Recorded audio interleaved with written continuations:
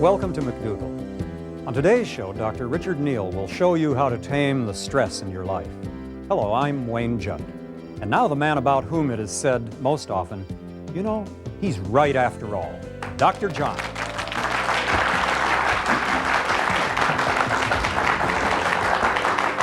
Thank you,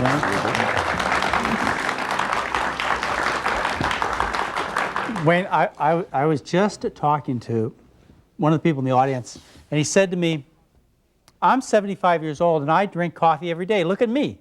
Uh-oh. Well, big deal. The human body's an absolute miracle. It puts up with tremendous abuse.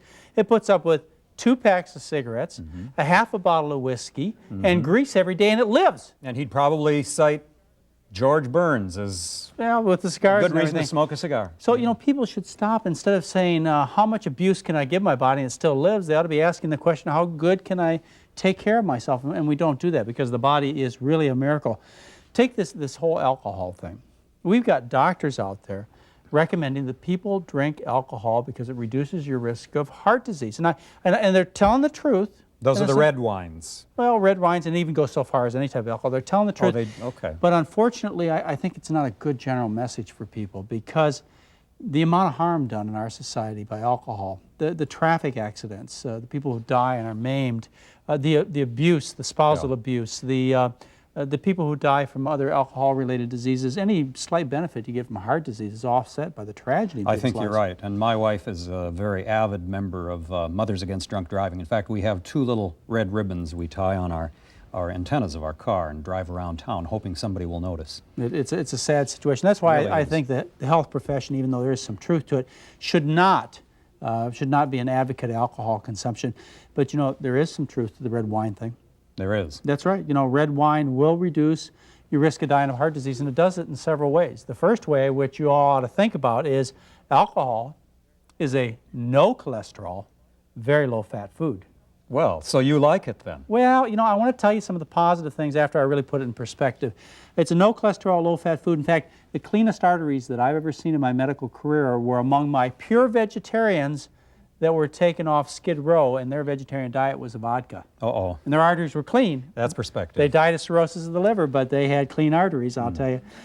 That's one way it reduces your risk of dying of heart disease. The other thing is red wine has some antioxidant properties, and we talk about how oxidized cholesterol is most damaging to the arteries, and so you have some antioxidant properties. Then in that way it will reduce your risk of dying of heart disease. Have I sold it to you yet? Well, I'm just wondering if I get the image of you sitting in your spa at the end Drinking of a a long glass of day, wine, having right? a glass of red wine. Is that the right image? Well, I don't think so quite All yet. right. But let me give you one more thing, one more selling point, and it is, again, you know, you need to know all the facts, is that wine and other alcohols, they thin the blood. And part of this process of having a heart attack or stroke is the blood clots, and it forms what we call thrombosis, and it cuts off the blood supply to the heart or the brain. And so in that way it also reduces the risk of dying of heart disease. But this whole business with the French paradox is really blowing out of line. You know, the French, they used to eat a healthier diet. It's just their new diet that is really high in fat. And it'll take a few years before you really see the high death rate among the French. There's a minimal amount of protection when it comes to consuming alcohol. And the way you want to protect yourself from heart disease, Wayne, is you want to eat a healthy diet, not add a glass of wine on top of your Makes bacon sense. and eggs. I'll buy that. Yeah, I'm sure you would. And we're going to be back in a moment. We're going to talk about a related subject to some extent. We're going to talk about stress and lifestyle with Dr. Richard Neal.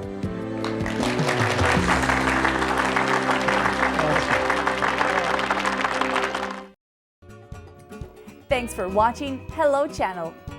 Learn the language of the internet, travel, commerce, and diplomacy. Watch Hello Channel and learn English. Do it for yourself. I'll be honest, at first, I was really frightened. Can you imagine a man my size playing hopscotch? But you know what? It really got things going.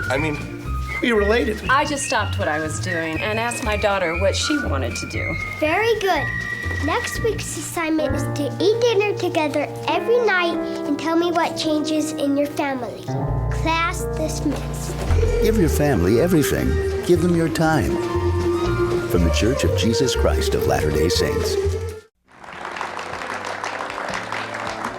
And joining us to talk about a subject that I don't talk about near enough, and that's stress, is Dr. Richard Neal, MD. The name of the book is Stress, Taming the Tyrant. It's a tyrant in everybody's life. Exactly. And I must mention, Dr. Neal's here under a little bit of stress himself. He's got a bit of laryngitis, as you'll notice. But is stress all that bad? Well, it's hard to put your finger on it exactly. This is one of the reasons why the American Heart Association has had difficulty in quantifying it. It's something that's around in everybody's life, and after having practiced medicine for 30 years, I see a lot of it under the covers, as it were. Yeah, but Dr. Neal, I have to tell you, for me, stress is important. It gets me to resolve problems and get the job done. I mean, without stress, I mean, I'd lay back on the beach with a book and my life would be ruined. It'd be a disaster. There's no question. You're surrounded tonight. You like stress too? I love stress. I thrive on stress. Why? Well, why get rid of it? You need a certain amount. You don't get rid of stress. You manage it. You control it. You modify it. You don't get rid of it. You're absolutely right. You need some. You have it work to your advantage. Yes. You know, another thing I have trouble with stress, and I don't mean to be so difficult here in the beginning of our interview, but another thing I have difficulty with in terms of stress is it's not tangible. I can't get my arms around Exactly. it. And whereas food, you know, or drink or smoking or whatever, they're things you tell me, yes, I do it, or don't I do it. Whereas you tell me not to be stressed, I don't know where to start. The fact that you can't get your hands around it, it makes it very insidious, and that's why it's so dangerous. You really have to have a feel for yourself, what's going on inside. And in many cases, the people around you can help you get a finger on that. Well, Dr. Richard Neal, how do I know whether this stress is good stress, which gets my problems resolved and the job's done, or stress that's destructive to me and is turned against my body? Stress is only bad when there's too much or when it's not modified. Otherwise, it's good. We need stress to grow. A child must learn to walk and fall. When you eat carrots, you could cut your soft palate, but you eat them anyhow. So stress is good so long as it creates growth, so long as it's associated with something that's expanding. It's negative when it begins to tear down your life forces and begins to cause disease. And you'll notice that? Yes, you will. But you may not pay attention. Just by the ringing of the siren of the ambulance? I mean, how do you notice this? You may not pay attention to it, but you'll notice it. The burning stomach, the sleepless nights, the headache at the back of your head, it feels like somebody's sort of pushing on you. Those things all indicate too much stress. And when you get too much stress, you decide you have enough. Just to say that our viewing audience feels that stress is a very negative thing in their life, is destroying it, making life less than it could be for them, and they've identified it, what do they do next about it? You start learning how to modify it. And one of the best places to do that is with your physician, especially if the physician is in distress himself. Well, come on now. It's just, you know, I can't remember any more education on stress in my medical school training than I had on food, which was basically nothing. How's your physician going to help you in terms of stress? Because tranquilizers. When he talks to you about the need for tranquilizers, when he talks about you with the need for anti-inflammatory agents, when he talks about the need for anti-ulcer medications, he's talking about stress. But that's drug therapy, and we're not getting into the cause of the problem. No, we're not. But those are the indications that you need to do something about it. Well, that headache that you have that's persistent, stress. So one of the indications is the doctor brings out his prescription pad, then you know you got stress. Not necessarily, but that may be a clue. There are things for which the prescription pad is needed. But when he says you need a tranquilizer, you need something for your ulcers or for your hyperacidity, or you need something for your headache, and I want something to calm you down, clues about stress. Okay, so you say you have stress and you don't want to take the drugs. What if you decide that stress is not due to tranquilizer pill deficiency or due to anti-ulcer pill deficiency? What if you say it's due to something else going on in my life, and I'm the kind of person who wants to get to the bottom of things? What do I do to identify the cause of my stress, and what action do I take? One of the best ways to identify the cause of stress in that kind of context is to talk to people around you, especially people who love you and are close to you, such as your wife or your children or even your boss. If you go to them and reflect the fact that you're having problems, sometimes they can help identify what's going on and help you find solutions for it. Dr. Neal, what are the greatest causes of stress? Can we have sort of a descending list of what it is that stresses people? I tell people, if you want to reduce your stress by about 75%, stop trying to control people. Control other people? Yes. Children, spouses, employees. You got any good techniques for that? I was holding a seminar once, and we were talking about managing stress in that context.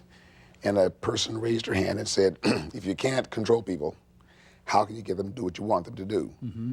The answer? They must buy into your vision.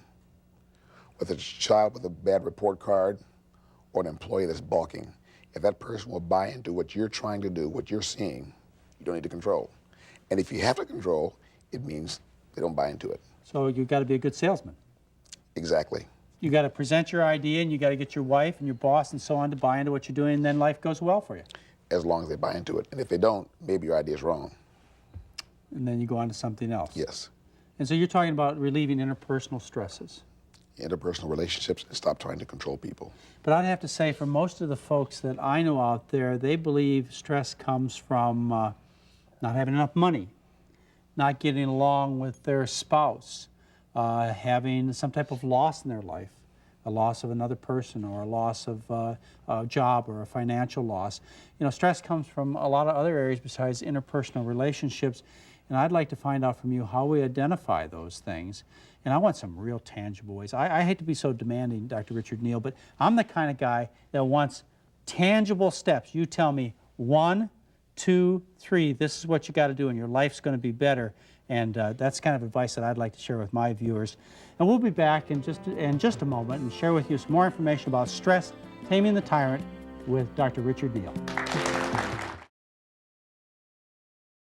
Learn English at home. Just say hello.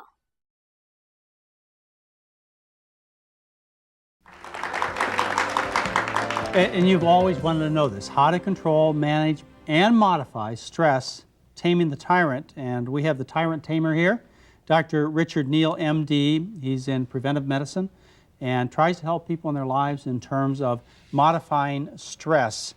And we talked about controlling relationships, but how about other things that cause stress in life? Losing jobs, having difficulty with your spouse. What do you do in that situation to identify the problem and do something about it? Let's take a look at how one can define stress. Stress is not what happens to you. It's how you see what happens to you. We all live in the same world. And people who have negative things happen to them need to change their perceptions.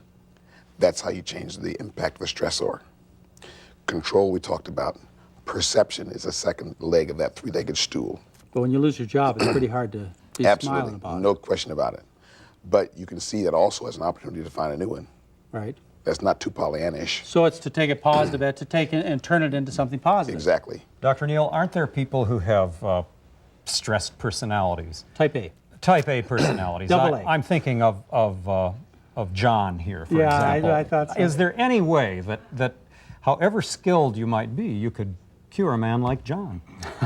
Yes, he can be cured. No tranquilizers, thank you. But that's right, it has to be through his diet. Can you do it through his diet? The typical cure for that kind of type A-ness does not come through diet as such. I see.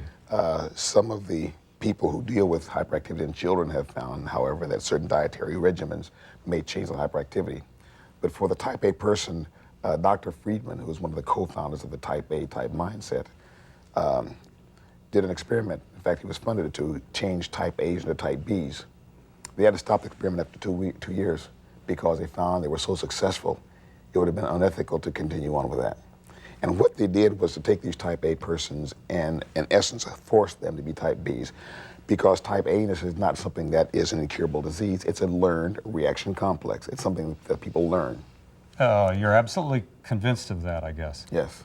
I had thought the best I could hope for, John, was to have a type B attitude about my type A personality, but I guess that won't do. Yeah. Well, you don't need to change type A's to type B's. As long as the type B is aware of what's going on in their life and how detrimental it can be, they can modify themselves. So it'll be a modification at best and never a complete change of personality. That's right. You wouldn't want him the other way. Would it be fair to just say an aggressive, a hard-working person, a person who really is a go-getter, you don't have to call him a type A, do you? Or you don't have to call him destructive. I don't really feel that my enthusiasm is in any way destructive to me. No, enthusiasm is not the definition for type A. There must be something different. They have certain characteristics. They tend to be aggressive and assertive and almost combative. They have anger. They have time urgency.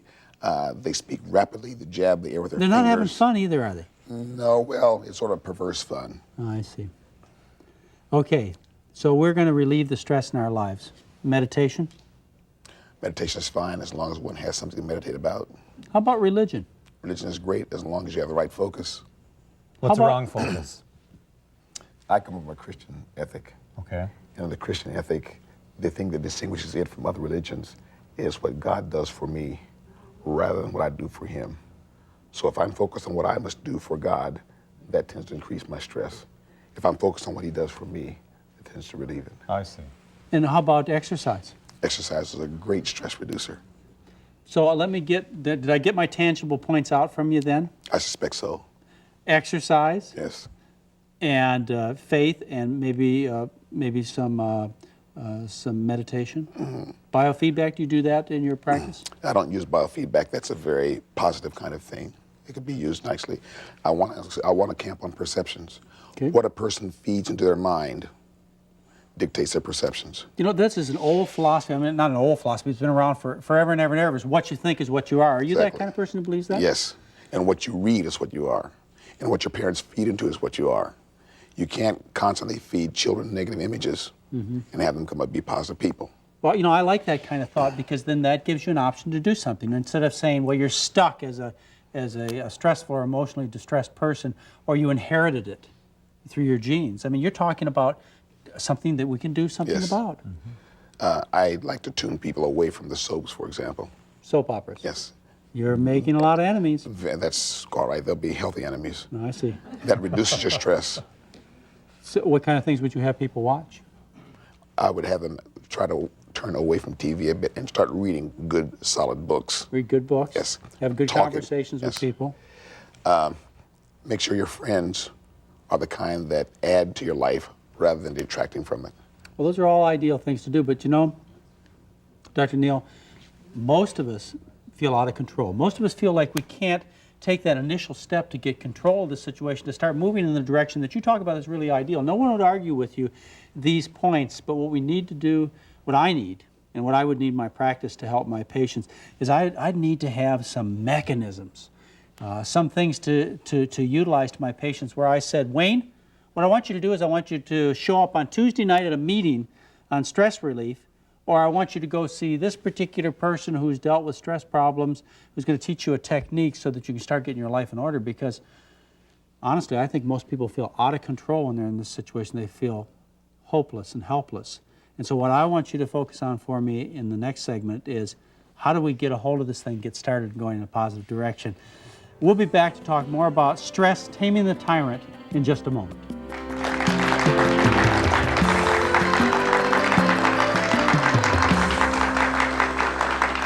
Learn English and have fun.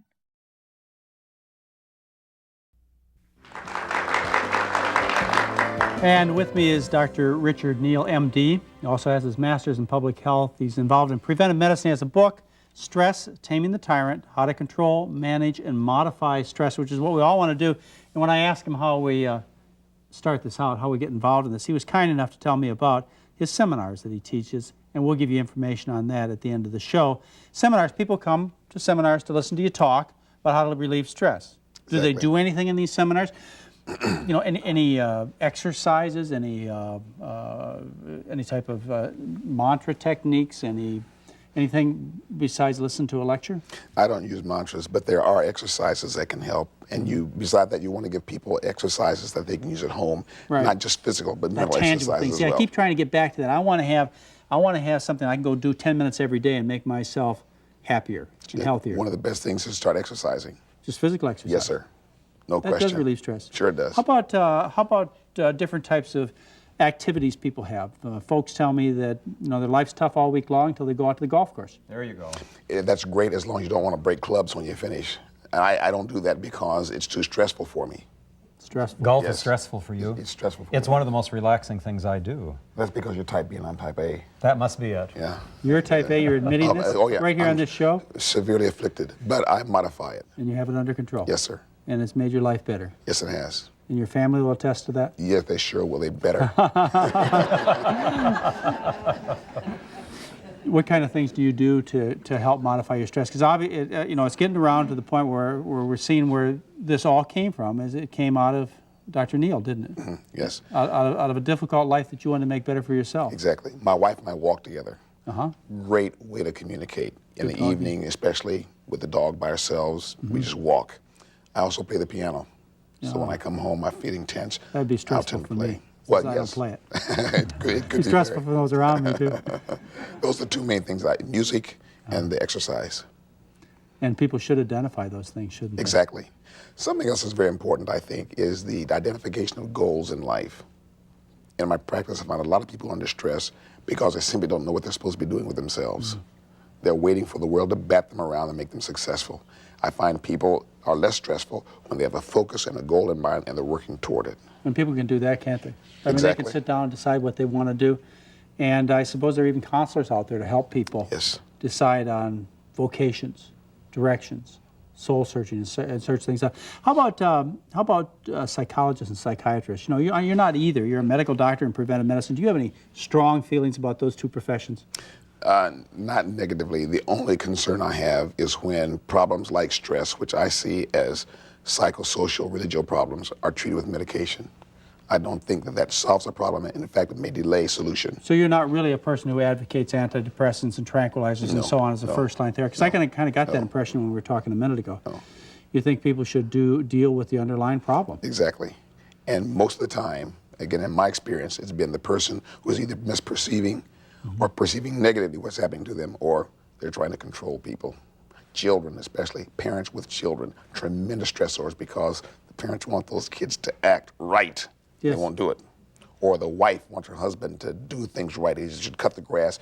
He won't do it. And you can't get him to do it, so we shouldn't take that in. No.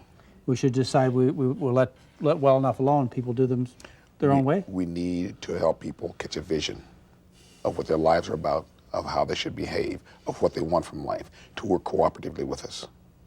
Wise parents do that. Wise husbands and wives do that. But sometimes parents and husbands and wives aren't the best people to do that, are they? To help the person see the vision. Aren't they in contests sometimes so that there's conflict rather than, I mean, if you and your wife were fighting all the time and you suggested that she engage in your vision, it probably wouldn't be that effective. Well, when you both have different visions, that will occur. What you need to do is find another vision. You don't compromise. You may need to find an alternative. I see. That's a difficult thing for As long as you people both that are agree that to do close it. together Yes, to it's do. work. It's hard work. It'd be a lot easier to take a walk with the dog. Exactly, yeah. Or leave.